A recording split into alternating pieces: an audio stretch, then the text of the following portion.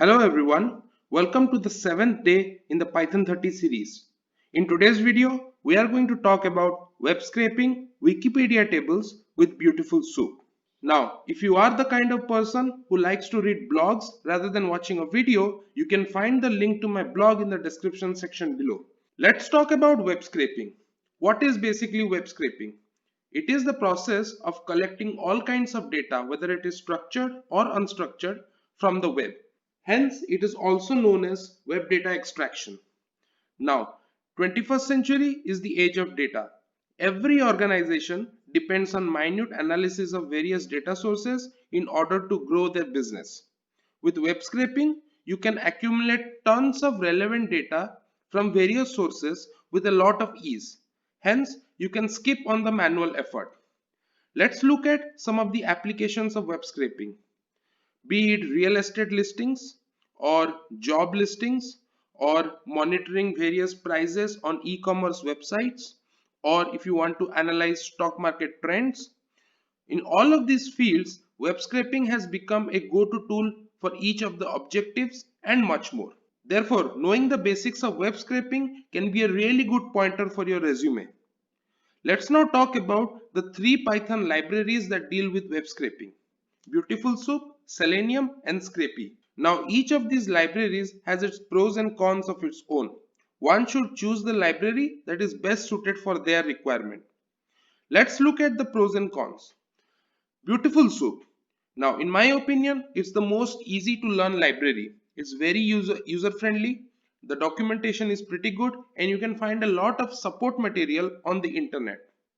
Selenium has been being used these days a lot with web scraping. It's very versatile and it can also scrape JavaScript tags. So if you are interested to see what kind of JavaScript code different websites are using, Selenium is a pretty good tool to use in order to scrape those code.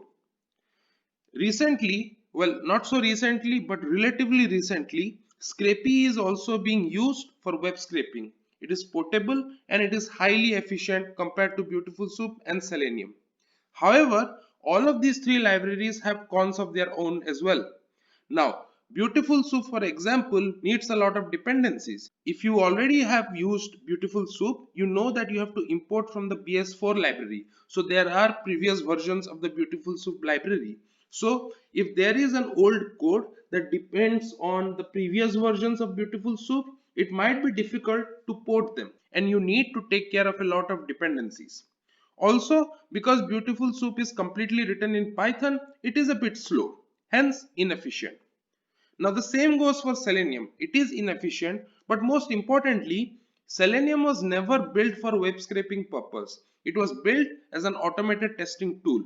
However, it has found its use in web scraping field as well.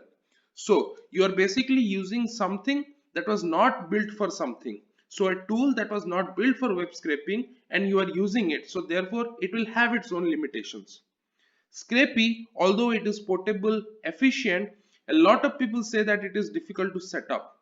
If you Google about the disadvantages of Scrapy, you will see a lot of blog posts that actually mention why Scrapy is difficult to set up.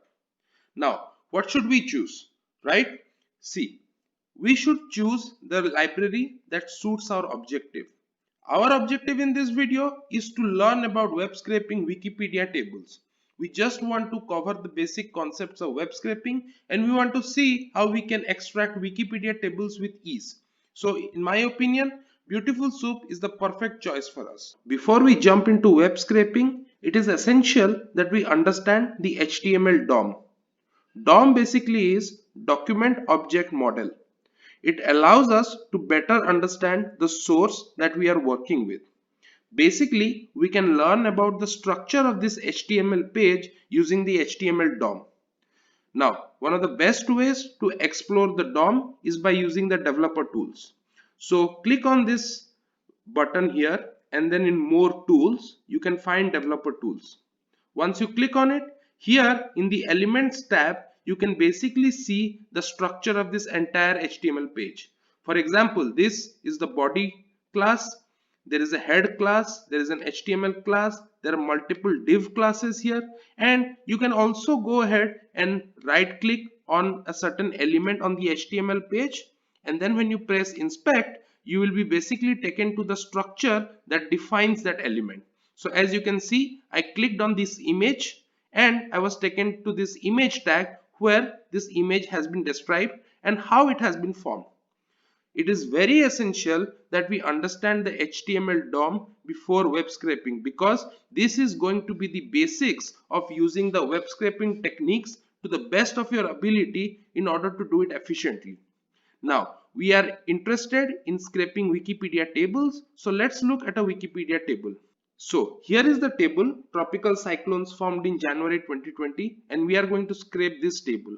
So let's go ahead, click on this, right click on this table and go to inspect, and basically you will be taken to the HTML where the table is defined. Here you can see this is the table. Alright, now we need to understand how this table has been formed, what are the tags used in it in order to be able to scrape efficiently. So let's go ahead and do that.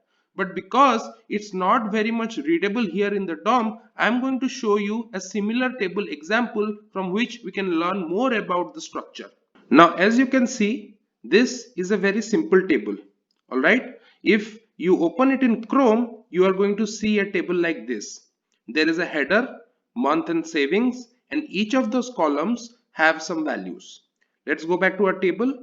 As you can see, the entire table is defined within a table tag. Alright, now the header, month and savings, they reside within a t-head tag. As you can see, this is a t-head tag, and within this t-head tag both the month and savings reside. The header resides. Data in general resides in the t-body tag. So the header columns, the columns are present in the t-head tag, and the data for those columns are present in the t-body tag. Now within the table, as you can see, every column, whether it is a header or the data, is defined within a tr tag. So for example, here within tr tag we have month and savings, then within tr tag here we have January and $100, and again within the tr tag here we have February and $80. Now within the tr tag as well, in order to differentiate between column and data, you can see each header is within a th tag here. So within a th tag, separate headers or columns are defined, and within a td tag, separate data points are defined. So basically there are 5 important elements here in the table tag, which is the t head, the t body, the tr, the th, and td. Alright, in t head all the headers reside, in t body all the data resides, in tr all the rows reside, in th all the individual headers reside, and in td all the individual data points reside. I understand if you are new to HTML, it can be a bit of a task to understand this. So I would highly recommend you CSS Tricks website, where you can learn much more about HTML and HTML DOM. Now, if you compare that simple example table to the actual table that we are going to scrape, you can see that the structure is pretty much similar. We have a table tag here within which the entire table is defined. Then we have a t-head tag here within which all the headers are defined. We have a t-body tag here within which all the data resides. Additionally, it also has a t-foot tag. In any case, if you have any footer data in your table, then it can reside within the t-foot tag. However, we are not going to use this because there is no data in the footer. So as you can see, there is a table tag, t-head tag, t-body tag. Within t-head we have rows here, and then within tr tag we have th here, which is basically the individual headers. Similarly, within the t-body here we have tr. Every row is defined within a tr, and then within the tr you can see we have td, which is basically individual data points. So the table structure is going to be similar for almost all HTML pages. Now we are going to use this information and scrape our Wikipedia table. Let's see how to do that. In order to do that, first what we have to do, we have to get all the contents of that Wikipedia page. So I'm going to import my requests library as R, and then I'm going to say response equal to r.get, and then we need to get the Wikipedia URL So this is the URL of the page, and then I am going to actually use the response.text object. So I can say that wiki text equal to response.text. Now if you go ahead and print wiki text now, you will see a lot of text in your output console. That's because it just contains everything that is there on the Wikipedia page. However, we don't want that. What we want is we want a prettier version of the text that is present on the website, and also we want it in an object where we can easily read different kinds of tags. Like we can find out which is the table tag, which is an anchor tag, which is a head tag, which is a body tag, things like that. So what I'm going to do first is I'm going to import Beautiful Soup. So I can say from BS4 import Beautiful Soup. Actually B needs to be capital. All right, and then I can say soup equal to Beautiful Soup, and then I'm gonna say I'm gonna pass in wiki text here, and I'm going to mention a parser. So for example, here I'm going to mention html.parser. Now Beautiful Soup has a lot of parser because it's not just websites from which you can scrape data. Sometimes you want to scrape data from XMLs, sometimes you can use LXML format. So there are multiple types of parser in Beautiful Soup. Because we are scraping an HTML page, I'm using the html.parser in my soup object. So now if I go ahead and print soup, here you can see again everything, all the text that is there in the website, but definitely slightly in a more prettier version. So things are more readable now, definitely. But more importantly, what it allows me to do is it allows me to interact with the HTML DOM that we talked about. Let me give you an example. So I can say print soup dot title. If I do this, then it's going to return me just the title. So you see, it is so easy to fetch information from the HTML page now. All I have to do is just refer to the right tag. Now this object returns me the entire title. So with the title tag and the title present in it. If I just want the string that is present in the title, I can say dot string. And if I run this, it is just going to return me the string present. So this is how you can easily work with Beautiful Soup. I would ask you to try this out with anchor tags. For example, soup.a. If you do this, it is going to return you an anchor tag. You see, an anchor tag which it has nothing in it, but this is the first anchor tag present in the Wikipedia page. There are more anchor tags obviously. For example, if I do soup.findAll a, so basically I'm telling that go find all the anchor tags present in my Beautiful Soup object, then it is going to list out all the anchor tags here. In fact, if I do length of soup.findAll a and I run this, it is going to tell me how many anchor tags are present. So there are 1209 anchor tags present. But this should give you an example. For example, if I want to find out how many tables are there in my Wikipedia page, I can just do this soup.findAllTable, and then it is going to tell me that there are 17 tables found on the Wikipedia page. So basically this is how you can actually interact with a Beautiful Soup object in such a nice fashion. Alright. So now that we are interested in our table, let's go ahead and identify the table that we want to scrape. Now, if you watch closely, the Wikipedia table that we want to scrape has a caption like this: Tropical cyclones formed in January 2020. Alright, now let's right click on this and do inspect. And here you can see, basically this is the structure of this caption. It is within a caption tag. Alright, so basically we need to target this table, or we need to target that Wikipedia table which has this particular caption.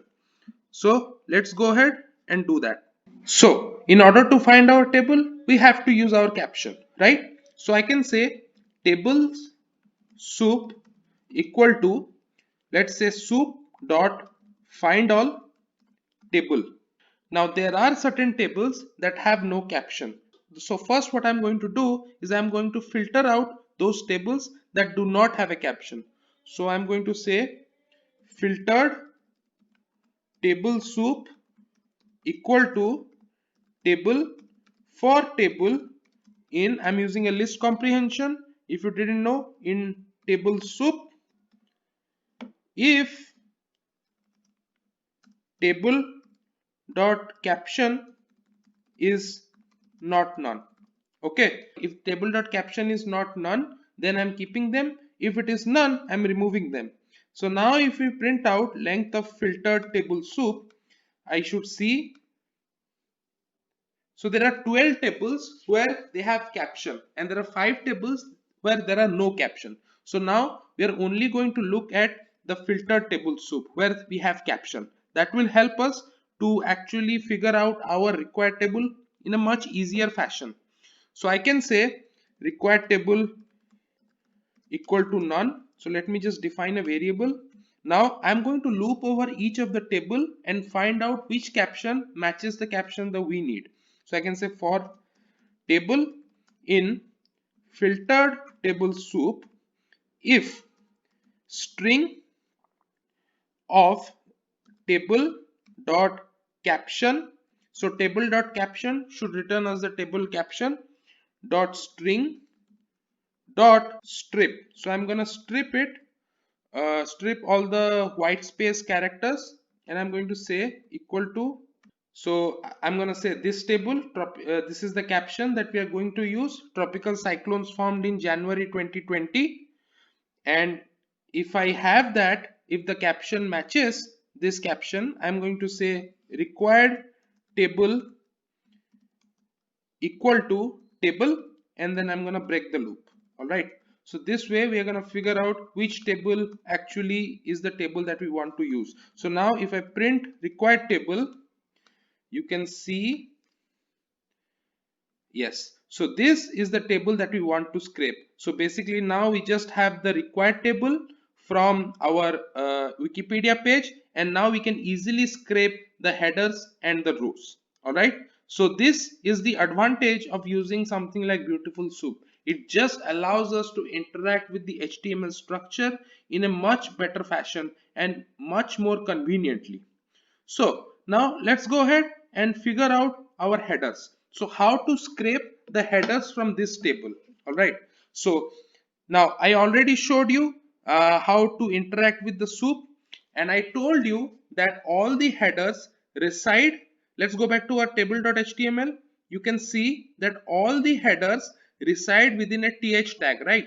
This header resides within this th tag. This header resides within this th tag. So what I'm going to do is I'm going to say header tags equal to table, required table. We are going to use this dot find all th. So now let's go ahead and print it, print header tags. Now when we do this, let's see what happens.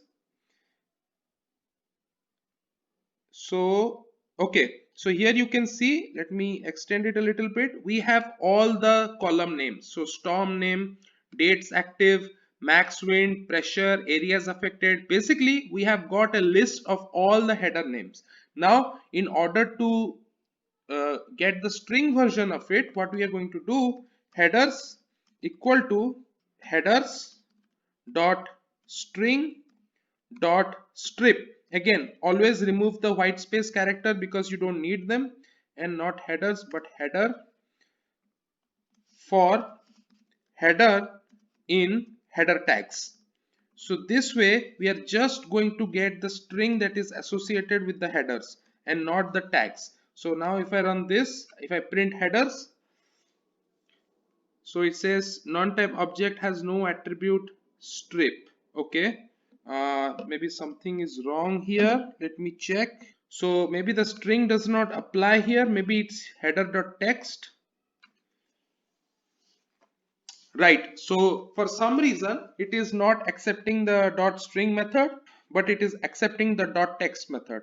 So you have to make some adjustments like this sometimes in order to know which one is working. But don't worry, these are very small things that are required. But now as you can see, we have all the column names in our variable headers. Now let's move forward and try to extract all the data points that are present in our table. Going back to our table, again you can see that all our rows are actually within a tr tag first. So within a tr tag there is the entire row, and the entire row is divided into td tags which has separate data points. So what I'm going to do is I'm going to look for all the tr tags first. So I'll get them in a list format.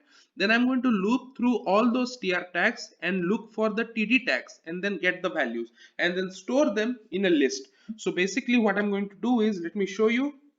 So I can say rows equal to empty list, and I will say data rows equal to required table dot find all. First I'm going to look for all the tr tags, all right, and then I'm going to say for row in data rows, I can say write your variables properly. I can say value equal to row dot find all td. All right, so we want to find all the td tags that are present in our tr tags. Once we have the value, I'm going to say beautified value equal to dp dot text dot strip of the white space for dp in value. So for every value, for every dp in our row.findAllTD, just strip this text and return it to us. So now if we print beautified value, let's just print it and see what happens. Let's remove all other print statements. So now if we run this, so you can see now we have the first list is empty because there was no td tag, because it was a header tag, right? Because even header tags are within a tr tag, as you can see here. So first list is empty, and after that we can see all the values that are present in our table in the list format. So what I'm gonna do is I'm gonna put an if clause for empty row, empty list. So I'm gonna say if length of beautified value equal to 0, continue. All right, and then what I'm going to do is I'm going to append rows dot append. I'm going to append the beautified value. So that's all we are going to do. So now we have all our rows, we have all our headers. Let's go ahead and convert it to csv. All right, first let's import csv, and then what I'm going to do is I'm going to create with open January cyclones dot csv in writable format, and I'm going to say as output I'm going to say writer equal to csv dot writer, and then pass in the output object, and then I'm going to say writer dot write row. We have to write the header first, so I'm going to just say write row header. Let me just check out if it is header or headers. So basically it is actually headers and not header, so I'm going to say headers, and then I'm going to say writer dot write rows, and I'm going to pass in the rows object. Let's go ahead, run this and see what happens. So now we have a January cyclones.csv created, and as you can see it is in some kind of other encoding because I'm opening it in PyCharm, but it should not be an issue. So now you can see that all our data has been stored into CSV, but there is an empty line here. All right, so basically I think this is the way CSV reads it. So what I can do to fix it is in here I can pass in new line parameter and say that it's nothing, it's just empty brackets or empty double quotations, right? So if I run this again, hopefully it is fixed, and if you go now, so now you can see all the data is there. We have successfully scraped an entire Wikipedia table. I hope you enjoyed this tutorial on how to scrape Wikipedia tables. If you still feel you are not confident about a beautiful soup, mention in the comments below that you want a tutorial on beautiful soup, and I am definitely going to address this. If I find a lot of comments or requests about beautiful soup, then I'm definitely going to create a tutorial on beautiful soup and how to explore it even further. Thank you guys. I will see you in the 8th day of Python 30 series.